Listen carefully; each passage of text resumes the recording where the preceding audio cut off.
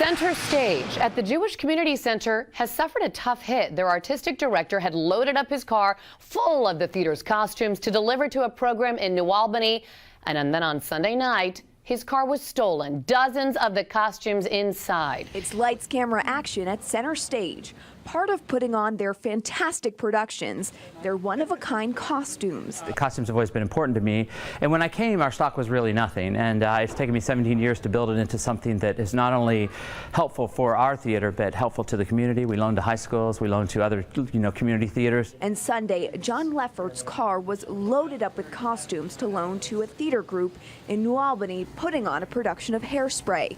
But when he woke up Monday morning, his car was gone. When the costumes were stolen this past summer from CenterStage, I don't think that people realized the gravity of what that would mean for the company. When you put a costume on, speaking as an actor, you are putting on the skin of that character. And in those clothes are the resources of personality and the feeling that comes with that. You didn't just lose a dress. Hundreds of characters were stolen in that car that night.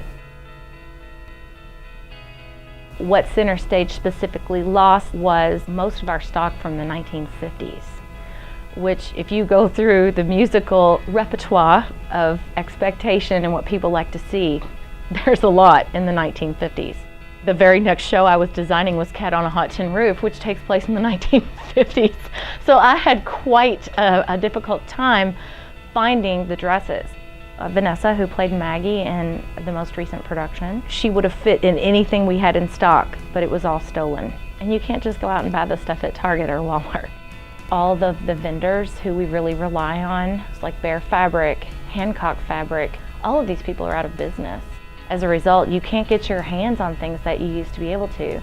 And yes, you can put it in the Google machine and order it online, but when it shows up, it's oftentimes not what it looks like in the picture.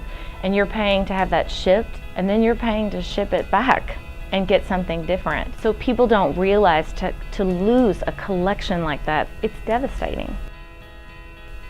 There are times still where I remember that Monday morning waking up and my car not being in the driveway.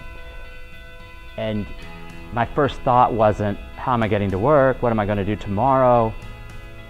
It was filled to the brim with costumes from CenterStage. What was taken away that day is so much more than I can even articulate. And I get very emotional about it because CenterStage is personal. It's personal to everyone that works here, to every actor that wore those clothes, and every designer that worked hard to create those garments. Living, breathing pieces of art are these clothes. And we can never replace those memories or that moment in the show that garment was worn, but we can replace another garment that will create a future memory.